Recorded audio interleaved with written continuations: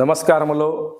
Telugu Desam party Chandrababu Naidu గారు, నారా లోకేష్ గారు గుర్తించి నన్ను జిల్లా ప్రధాన కార్యదర్శిగా చేసినందుకు వాళ్లకు నేను కృతజ్ఞతలు తెలుపుతున్నాను. అలాగే ఈ బాధ్యత, ఈ పదవి నాకు రావడానికి సహకరించిన మన ప్రొద్దుటూరు ఎమ్మెల్యే నంద్యాల వరదరాజరెడ్డి గారికి, మరియు ఆయన కుమారుడు నంద్యాల కొండారెడ్డి అన్న గారికి, అలాగే మన పోలిట్ బ్యూరో సభ్యుడు, జిల్లా అధ్యక్షుడుగా ఉన్న శ్రీనివాసరెడ్డి అన్నకు, అలాగే మన 7 నియోజకవర్గాలు ఉండే ఎమ్మెల్యేలందరికీ నేను మనస్ఫూర్తిగా వారికి కృతజ్ఞతలు తెలుపుతున్నాను.